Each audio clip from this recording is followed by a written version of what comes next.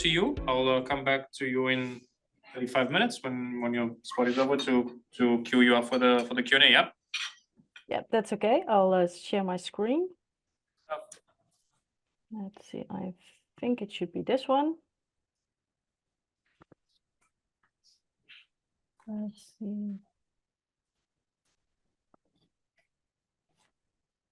It's not working. Yeah. Yes, I think you see the right screen. So, well, welcome everyone. At my presentation, Hidden Figures to Tech Leaders, Women Who Change the Game. Oh, that's why. Yeah. First, something about me. I'm Marjolein Pardon. I'm 7 years in the IT as a software tester. The blocks mean that I'm in low code, building blocks, but I'm also a speaker and I'm in sustainability in IT. And personally, I'm into Formula One, but also other sports. I love to walk in the mountains, and I have planned a trip from hut to hut in October in Austria. So that's the last picture. But what I want to talk about with you guys today is about being a woman in tech. And I've been that for 7 years, and I've noticed a few things. And well, for me, I'm a single earner for my family of 3. I have my partner and his son. And I'm healthy. I'm in the Netherlands. I can provide for my family. And I feel very privileged that in the 7 years that I'm now working, I have grown from just a starter with no IT education or background to where I am now, and even presenting on conferences, guests on podcasts. So it's very special for me that I can do all these things. And so why this presentation? Well, I noticed when I did a call for papers for a conference once, they got back to me and they said, well, you forgot to tick the box minority. And I thought, well, but why would I be a minority? Well, because you're a woman. Yeah, but why would I, if I do not feel like a minority, have to check the box? Well, because then we know that you're a woman, and then we can make our quote for women on our conference. But I say, okay, but just say that you have the need for the quote of 4 women, and only 3 women or 4 women hand in a call for papers. Do you then select them regardless of what they provide as an abstract? Oh yeah, sure, but I don't want that. I don't want to be selected on being a minority. I want to be selected because I have a good abstract. And if I do not have a good abstract, then please give me feedback so I can do better next time and put someone there that is better. So I was wondering, are we on the right track with minorities, and are there other ways? And that's what I want to talk to you about, because I've been part of Women in Tech, and I'm very much aware of things that are hard in the industry for women. Besides that, there are also industries like education and care where males might be having a hard time to be accepted. So I was really struggling and thinking about this because part of me is very activist and wants to have a better environment for anyone to work in, regardless of gender or background. So I see that for Women in Tech, we have advocates, and part of the advocates are activists. And we see that they raise awareness and secure funding. They lobby with politicians, but also with laws and regulations. They host workshops and seminars. And those are things that are all important. But I noticed also that I'm 38 now. I cannot wait till the world is changed. I am working in tech now. I've seen women work in tech in history for even centuries. what even millennia, and I will talk about that more later. So we were always there, and we still here now. So what can we do while working? Well, just doing our job. Can we also change from within the industry? And maybe should we change our perspective on some situations? And one situation was very important for me. One time I was in an assignment that was quite hard for me, and I struggled with the director that was there. And I really felt that he was approaching me the way he did because I was a woman. I really felt pushed and that I should work harder for the things because I was a woman. And I was struggling with that. And one day I thought, okay, but how are the others doing it? And I was observing the males in my company that I was working for, and even asked a few of them, how will you approach this? Oh, no, this director is a piece of work. No, he gets under my skin.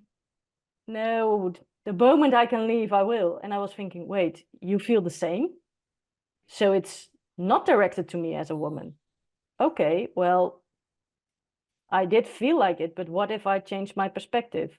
So then I was observing the director and I was thinking, okay, but what do you need? You want to trust us. Okay, but how can you trust us? You want to know that we do our job.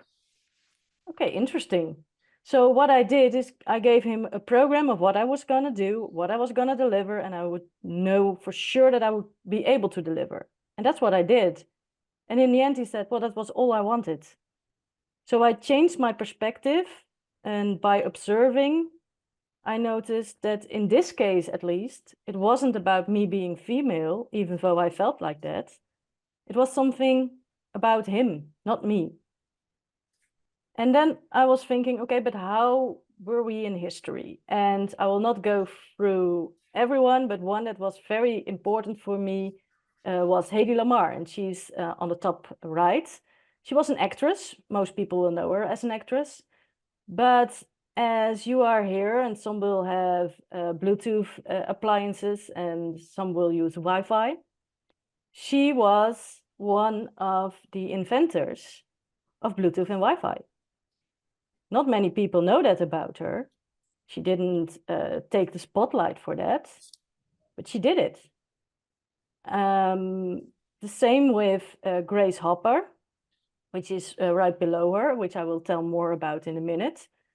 And all the way from 2700 years before BC, with Merit Ptah, who was a chief physician in ancient Egypt, up until now, we have women who made a significant difference and not always got the spotlight for it, but were using everyday things that they invented, which I think is remarkable. So there was a movie a few years ago, I think 2016, about hidden figures. These were Afro-American women who were used as human computers. They did mathematical calculations. And the movie was about how they worked for NASA and how they were hidden figures. They were not seen, but they were very important. And to me, a hidden figure is someone who is not in the spotlight, but works hard for the cause and not shying away to fight hard for that cause, doing what is necessary. On the other hand, we have a leader. But to me, seeing this movie, a leader is also someone who has no need to be in that spotlight, works hard for that cause, and not shying away to fight hard for that cause, doing what is necessary, leading by example. So if I look to two women who are inspiring me and have inspired me all those years, it's on the left, Mary Jackson, an official hidden figure, and on the right, Grace Hopper, who is also in my field as a computer engineer. So let's look into these women, who they were, and why they inspire me. So Mary Jackson was born in 1921 and sadly already passed away in 2005. She was a mathematician and aerospace engineer for NASA. And she was the first African-American female engineer to work at NASA. because working as a hidden figure, as a human computer, there were a lot of those. And usually, if we look to those jobs, women got those because male either didn't want them or didn't, there weren't enough males present. And she went further. She wanted to be the first African-American female engineer to work at NASA. And she did this during the segregation, which is quite remarkable. But not only that, after she got to that position, she had one motto that she always kept until she died in 2005: help others getting there. So while she was one of the top engineers at NASA, she took a job demotion to help young female engineers getting where she was. She made a small wind tunnel for high school and children in middle school to help them understand what a wind tunnel is and how aerospace works. She was also a teacher. I want to show you a bit about the movie and what she needed to do to become an engineer. She needed to take classes.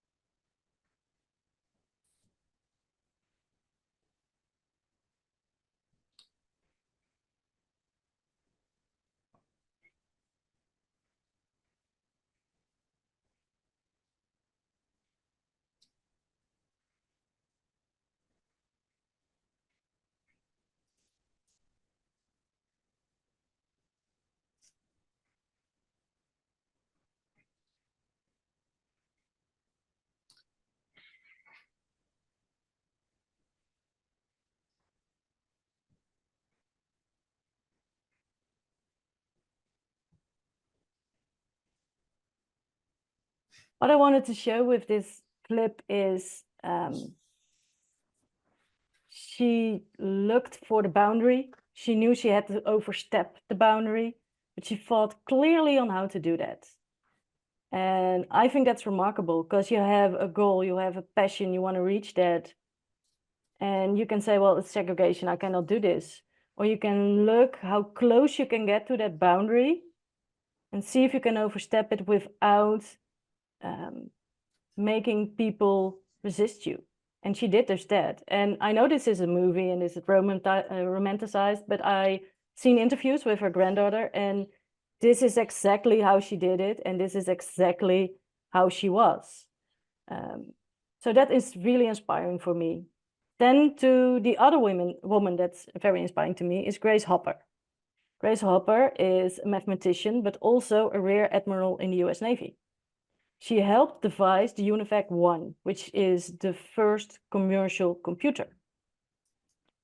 She's also the creator of COBOL. What she did was saying, well, all those zeros and ones are way too complicated. I want computer programming to be more accessible. And to do that, she created COBOL, which to me is amazing because as Lady Low Code and a great advocate for low code, she was one to start the whole low code trend because she made computer programming available to so many more people. She started this, and that's, I think, amazing. But what she inspired me more is she was non-binary in a binary world. And let me explain what I mean with that. If we look to the Cambridge Dictionary, binary is using a system of numbers that uses only 0 and 1, which a computer does, which she changed, but also relating to or consisting of two things, in which everything is either one thing or the other. In this case, gender. And she did something in a world of men, namely the Navy. So first I want to show you in the left clip where she got in the Navy.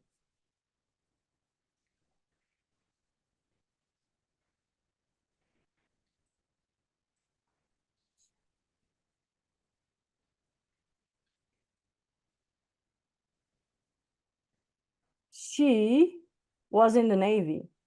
She was the right hand of what most of her co-workers in the Navy called the biggest male chauvinist pig. She was his right hand. How did she get there in that place, making computers, leading complete departments of men, building computers? Well, she did that by being just who she was.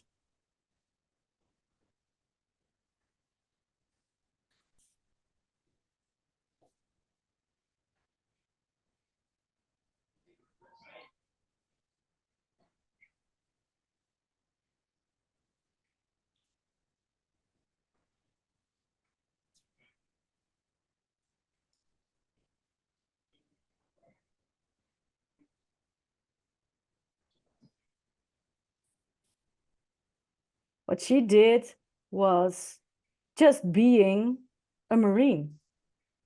And what do Marines respect? Another Marine. She was first and foremost, even more than an engineer, she was a Marine. And that's what gained her respect. That's what gained her position within the army. And she was her own personality. The fact that she has, as an only one, a gray and white picture. She cursed harder than whatever man around her because that was who she was. She didn't apply to social standards the way you would think to get accepted. She just was who she was. I enormously respect that. And while I'm not on a wiki page, while I'm not rewarded or high in a chain of command or have a movie, on a smaller scale, I noticed in the last 8 years that I am in the IT business, that I am in my own way a role model for rapid growth in the world of tech. I started 8 years ago from welfare. I did not have a finished education. And if I look where I am now, I'm very proud of myself, but I'm also an inspiration. I have junior testers approach me and say, can you help me? And of course I will. I will help them find better jobs, education, in any way that I can help, I will, because I had people helping me back then. And if they're male or female, I don't care, I'll help you regardless, because anyone deserves a chance to be helped. I'm still a spokesperson, but I try to make it more practical. So I go to schools, talk to children about what they want to become later, if they see any resilience in what they want to be from their parents, their teachers, or maybe even their own biases. And I try to be an active group member and mentor for people who need that. And still, I'm learning myself. I still look for role models in my environment, in my near future, to help me. Jonathan Wright, who was talking a little bit early on site, is one of my mentors. So in this world, we need to help each other, and maybe we should focus a little less on gender, but on qualities. And by doing that, let's encourage women to take bold steps within their organizations, pushing those boundaries of what is accepted, like Mary did, but also what Grace did. Let's advocate for the balanced approach, because it's very important we have supportive groups like Women in Tech to actively create change and awareness from outside, but also from within. What can we already do? Can we already be a change? Can we be bold like Grace Hopper and Mary Jackson? Can we inspire women to see themselves as capable leaders? Everybody talked about the Barbie movie. It's inspired me too. I played with Barbies when I was a kid, but I'd never figured that that was the goal they had, that I could be anyone or anything. I think it's important that we learn young girls, but also women from my age, or for my part, a woman who is already in their 80s. They can be capable leaders. They have history, they have knowledge, passion. They can be so much more if they can just believe in themselves. And we shouldn't wait for societal shifts. They will come also quicker if we show the change. So let's join also and support groups that advocate women in tech. And I noticed that more males are joining those groups, and we need that. We need to show that we're all on the same side and that we need good people on the right roles and the right jobs. And then it doesn't matter what gender you have. And let's be proactive in making changes within our own organizations.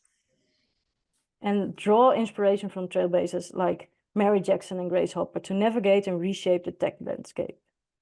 And once again, I know that we have a long way to go to fix the gender gap and glass ceilings, but let's not focus all on the negative, but also see what we can do from within. So if anyone wants to contact me, I would love to know your perspectives or put it in the chat so that I can read them, and then I will contact you, or you can contact me through this contact information, because I would really love to know other perspectives and make the world better together. Are there any questions right now?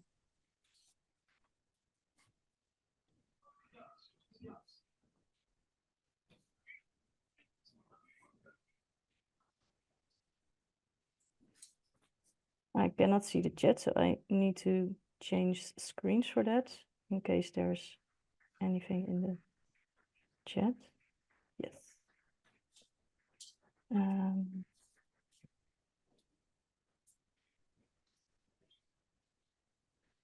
think I need to stop sharing because I cannot see.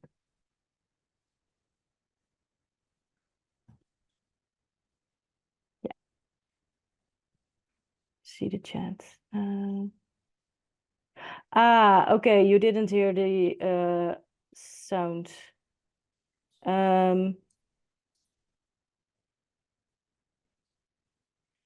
Okay, so I will share with you the sound from the first clip. The first clip of Mary Jackson was with the white judge. She said she wanted to follow night classes in a high school. And he said, well, we're still segregated and it's not going to happen. And then she said, well, you were the first of your family to go to university, and you were the first judge to be commissioned from your family. And if I want to be an engineer, I cannot change the color of my skin. So I need to be the first. I need to be the first who goes to high school. I need to be the first to go to an all-white school to become an engineer. And she said to him in the end, what case that you have today will matter in 100 years. The ones that I give you now will be the one that I will become an engineer because of you. And that's why he said only the night classes, but she could go to the high school. And from Grace Hopper, the first part was that she was directly under the line of command from the President and the Secretary of Defense. And she got there because in the second clip she was telling she didn't want to be a commercial worker. She would always know that whatever she did, it would have been the Navy, and no reward was bigger than being proudly and responsibly to serve in the Navy. And because she was so strongly connected to the Navy and blue Navy blood was in her streams, she was respected by her fellows and even her superiors.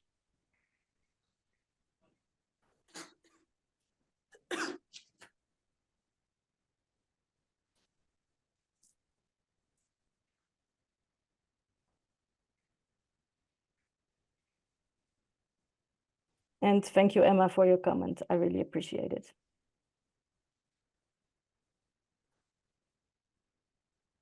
Don't know if someone from BCS is still in the room, but this was my presentation, and I think that the people there now have a break. So thank you very much for joining me.